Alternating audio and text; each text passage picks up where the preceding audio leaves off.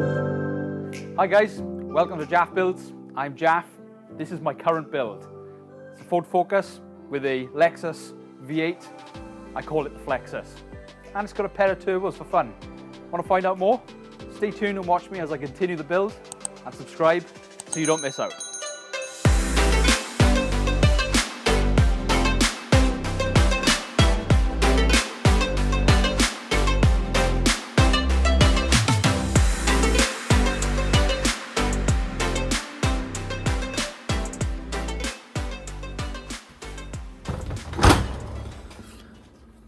Stop.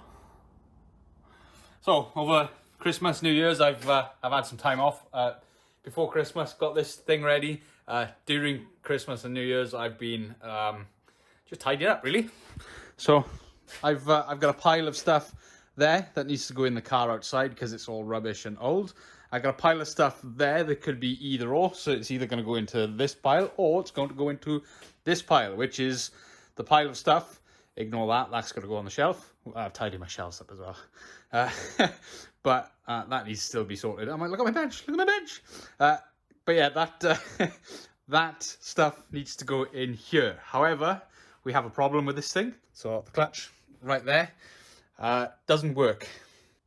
It did work, now it doesn't. So first thing I need to do is get the car up on some axle stands, take the clutch slave cylinder out, see if it's actuating, see if it's actuating long enough, blah, blah, blah, blah. I'll do all of that underneath. But first, let's jack it up.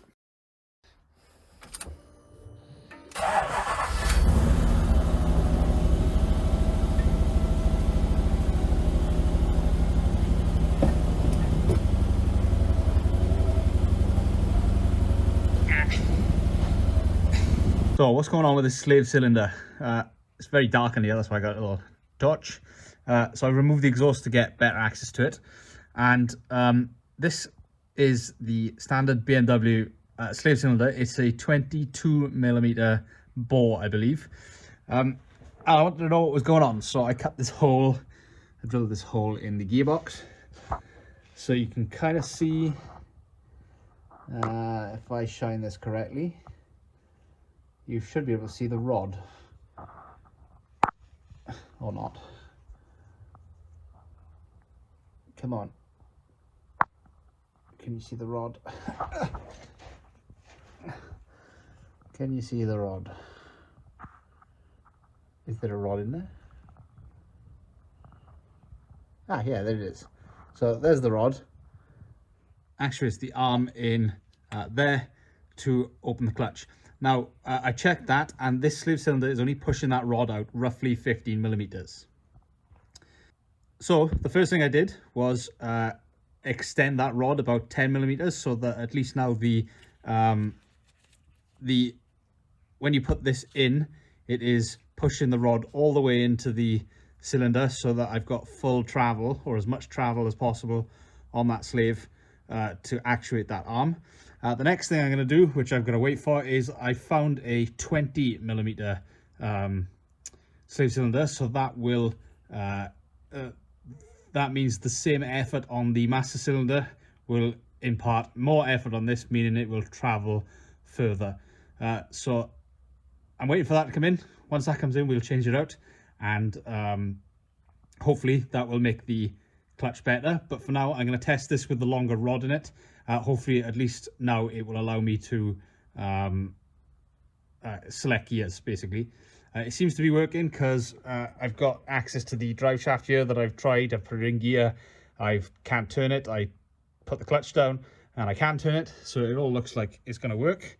But we'll test it with the engine on. Of course, it's going to be loud because we've got a straight pipe issue going on. So it's only going to be a couple of seconds, but we'll try it now and see if it works.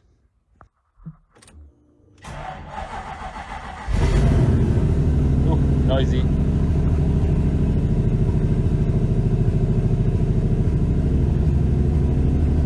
Seems to be working.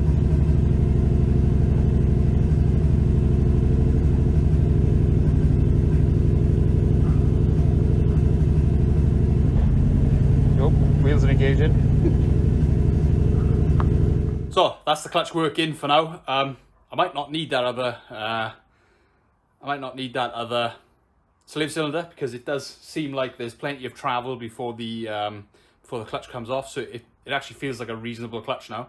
I might try the slave cylinder anyway and see how it goes, or I might just run it like this and see what the best solution is. But for now, yeah, I think I'm going to keep that one on there, maybe. I don't know, who knows. Either way, clutch works, fixed the clutch, just needed a longer arm. For reference, here's the old arm. So I just marked every roughly 5mm on there to watch it. Actuate, to see how much it actually went. Obviously, as you've seen, it only moved about 12 to 15mm, if that. So I just added some more onto that other rod, made it on the lathe, and yeah, it all seems to be working fine. In reality, all it needs is roughly 25 to 30mm of movement anyway to go from clutch fully engaged to clutch fully disengaged. So even though currently it's only 15mm, if that, it's not ideal. At least I've got a bit of give either way. So as the clutch wears out, it'll go further down the pedal, I think. Clutch further down the pedal? Yeah, I think it'll go further down the pedal as the clutch wears out, but I got plenty of life left on that for now. And at least I know now that when the clutch is all the way out, it's got all the clamping force on the pressure plate. So maybe the new slave, or the smaller 20mm slave, would actually make the, or it definitely will make the rod move more, which would give me more sort of range in that 25 to 30mm range. But to be honest, it's coming on, it's going off. I think we might suck it and see how it goes. What's the worst that can happen? Anyway, I'm calling that a win. That's clutch fixed.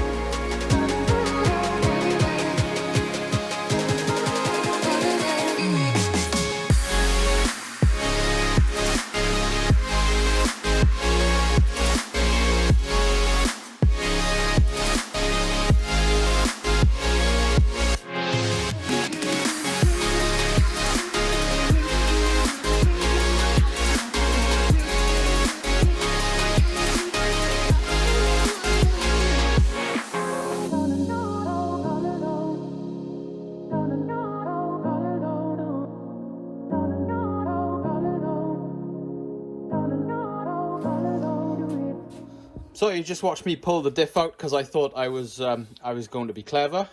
I definitely didn't drop that diff, honest.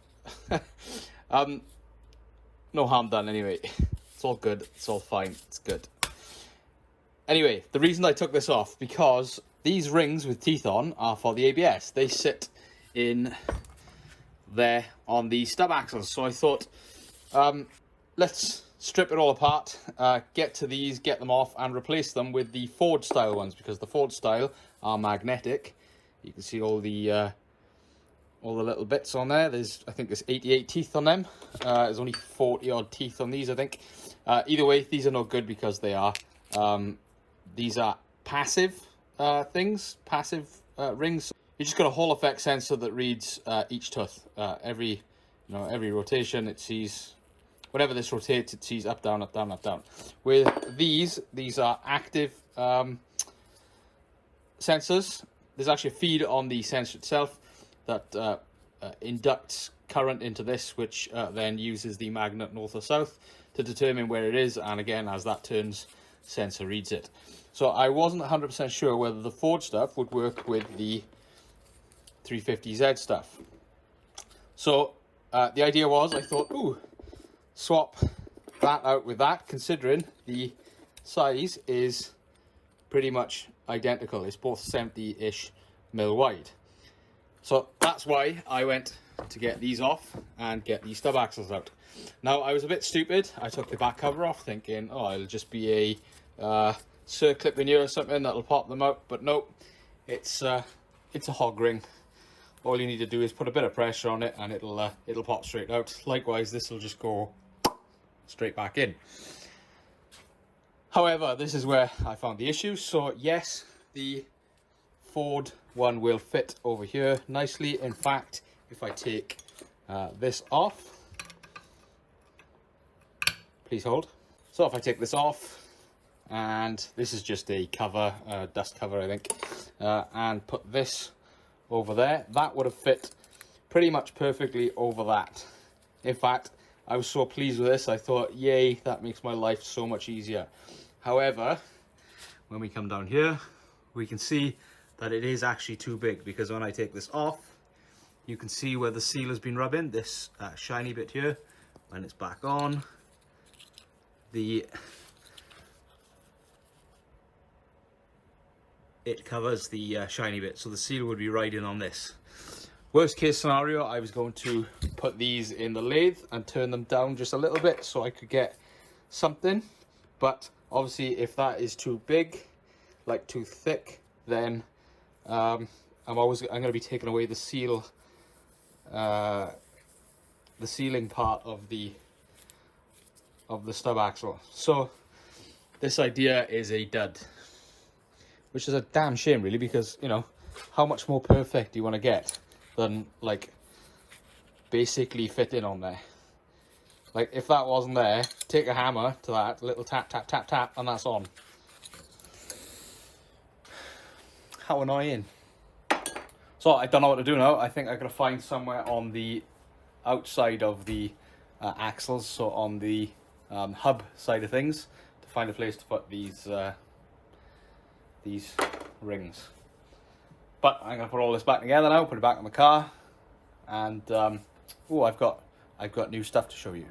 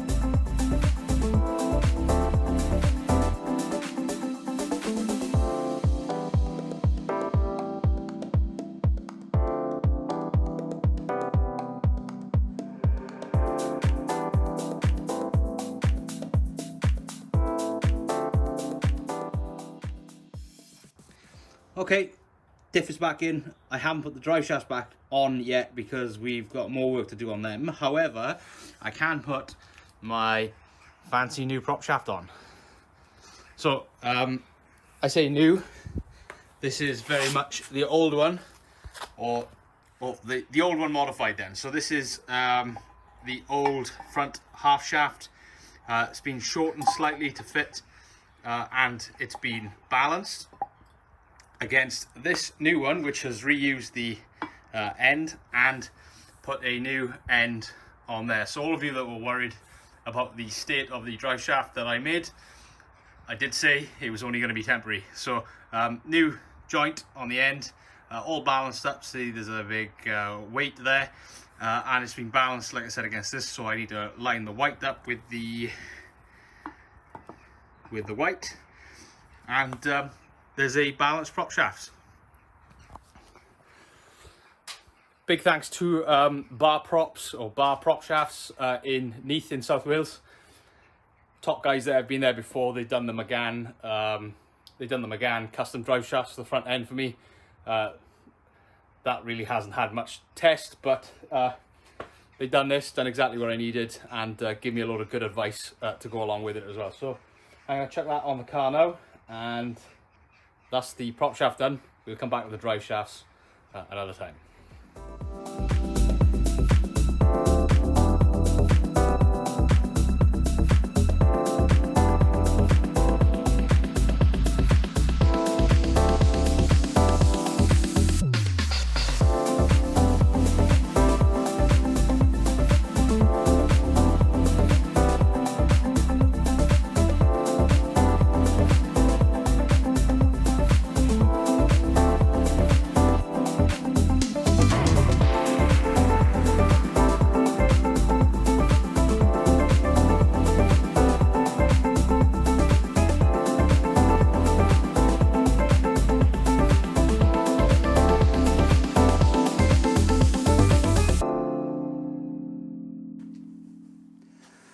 Okay, ladies and ducks,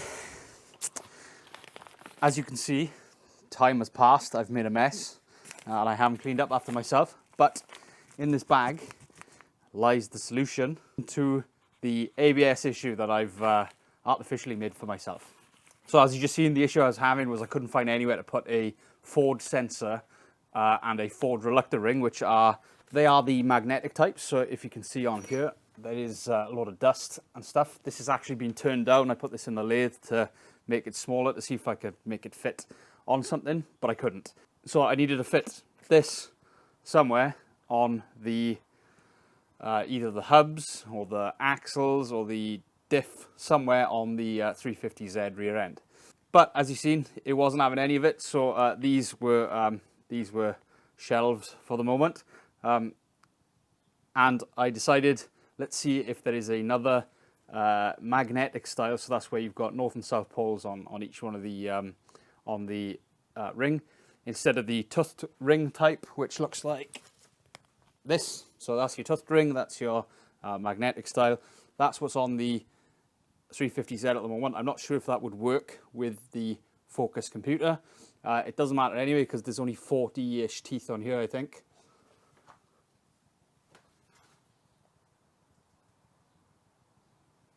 .46 teeth.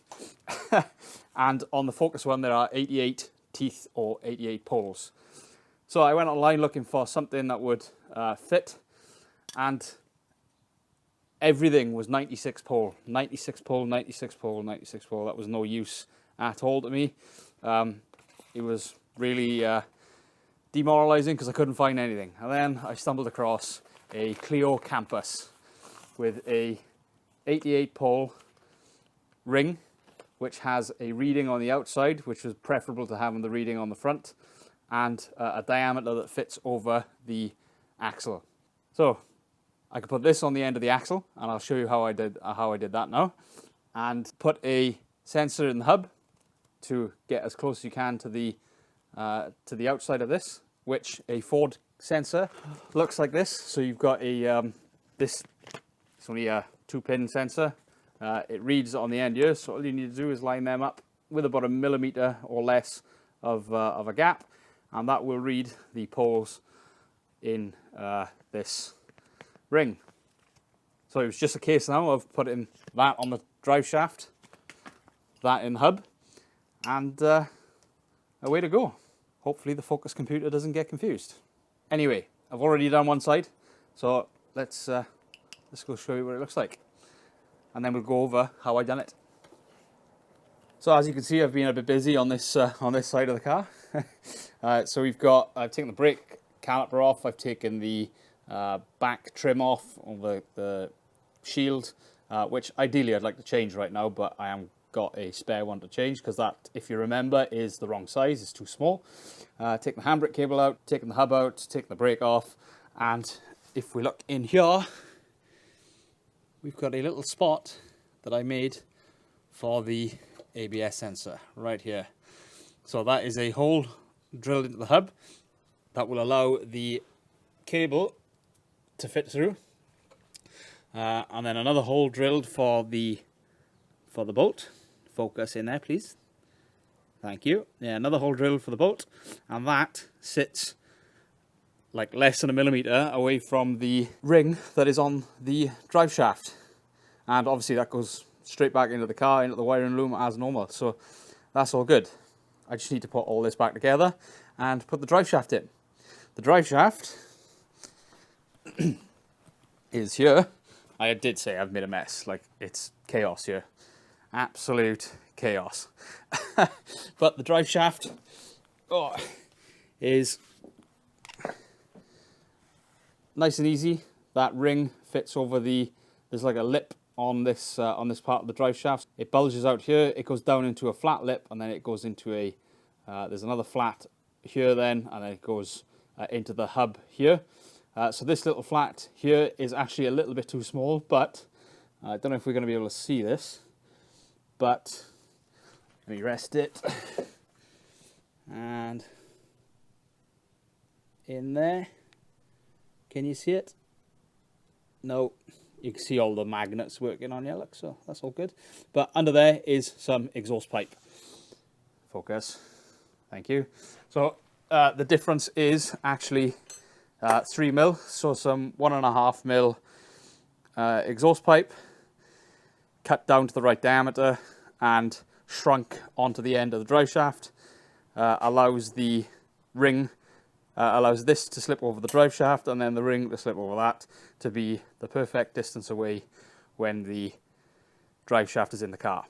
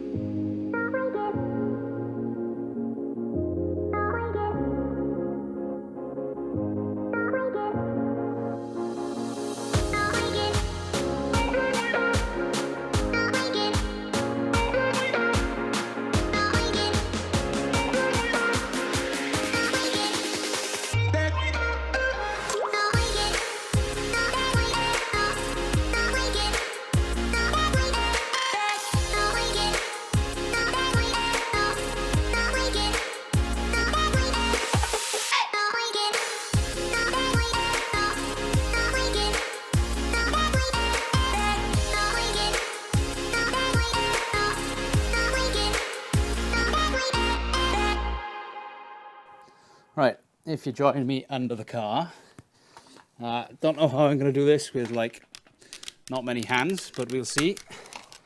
Oh. Yeah, get some light in there for you. Can you see? You could just about make it out. if I can get the camera in the right place. What about up there? Nope.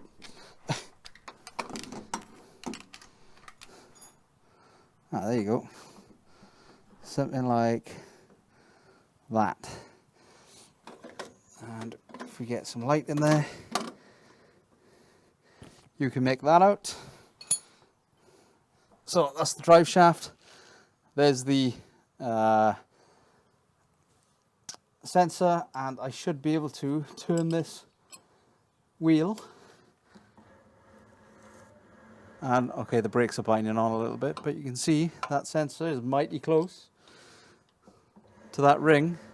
So it should, in theory, read that 88 toothed ring.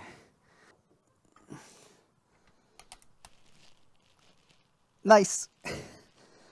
Hopefully that works. So now I've just got to strip the other side down, passenger side, and do it all over again. Should be fun.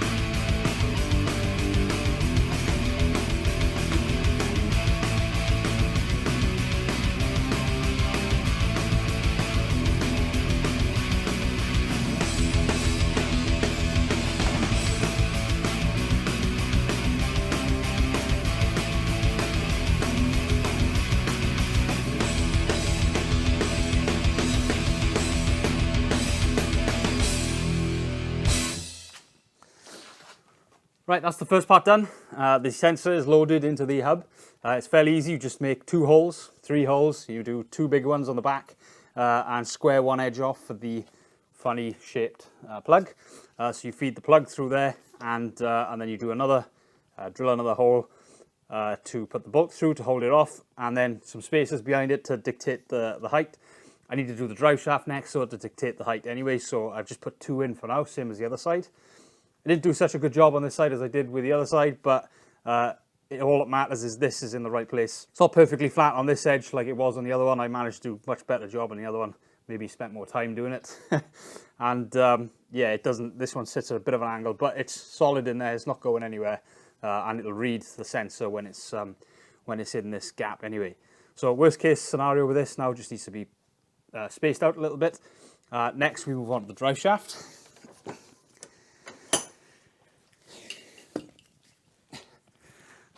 So the drive shaft is, it's got this weird, I think it's like a seal thing on it. I get that off with some hammer and chisels. And then the face that we're interested in is this face here, the one with all the crust all over it.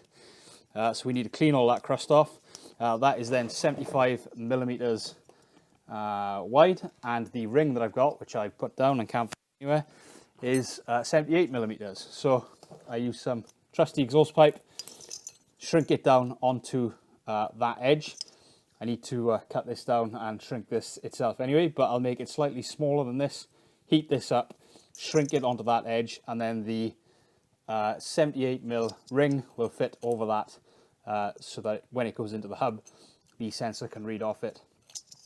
So that's what I'm going to do now. Let's get this off, clean that up, cut this down, weld it back up, and then find the ring that I've put down somewhere and lost.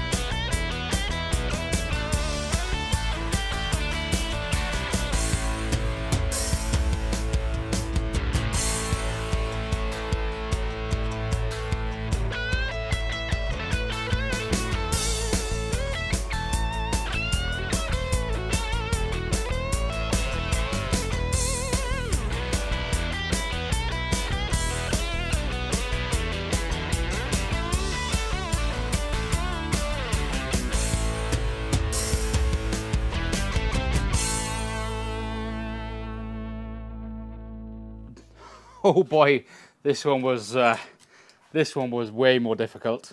I don't know why. I've either lucked out on the last one, or it actually really is a difficult job, and it just takes a little bit of patience. So you can see in there is a metal ring that is on. That is the 1.5 mil each side difference, or 3 mil total difference between the outer edge of the hub and the inner diameter of the ring. And when this goes in the hub, doing this one-handed should be fun. There it goes. The gap is almost non-existent. We're not perfectly perpendicular with the ring, but that shouldn't have too much of an issue. I'm not going to pull it in all together now because I might have ruined the nut, but we'll see about that. But either way, that should be plenty, and that should work. I'm just looking now, and there doesn't seem to be too much deviation in the ring. But anyway, I'm going to put this back on the car because the car's looking a little bit sorry for itself with the missing wheel. Yeah, so I'll put this back in the car. Might clean it up a little bit. Put it back in the car, and then it's just the exhaust left to do. I'm going to put some little tips on the end. I might do an under tray as well, and I can drop it down off the axle stands. First time in a long time. Whoop. Right, that'll do you. I have to apologise for how long this video has taken to make. It's quite a long one. It's taken a long time to sort that ABS issue out. I still don't know if it is sorted out. We'll have to get it running up and down the lane to see if it gets working. See if it turns the light off, see if it all works properly. I don't know how I'm going to test it. I just hope that light goes off. If it does, we're all good. If it doesn't, then we'll find another way. It's quite echoey in here with no car in here. Woo! So yeah, I'm filming this a couple of weeks later. I've been really quite busy just getting this car just finishing the last little bits. It's true what they say, the last 10% takes 90% of the time. I've been really keen to pretty much get it done because I got another project coming, and I'll let you guys know what that is in due course. But yeah, I've been busy. There's lots of stuff that I've been filming. I just haven't had time to edit. It really has with work and what I've been doing on the car. I've had to sort of, I've got to do work, otherwise I don't get paid, and I can't pay for stuff for the car. And I want to finish the car, so that doesn't leave much time for editing. So I've got loads of footage. I just need to put it all together in chunks so that you can hopefully enjoy it, share it with your friends, subscribe to the channel, and do all that sort of stuff. Like the video. I'm done. I've got loads more to do. In fact, I'm going back inside now to edit the next video, which is, I think it's running problems. I don't know. We'll find out. Come back in a week, 2 weeks, a month. I don't know how long it's going to take me, but yeah, there's more coming. So thanks for watching. I'll see you guys next time. Ciao.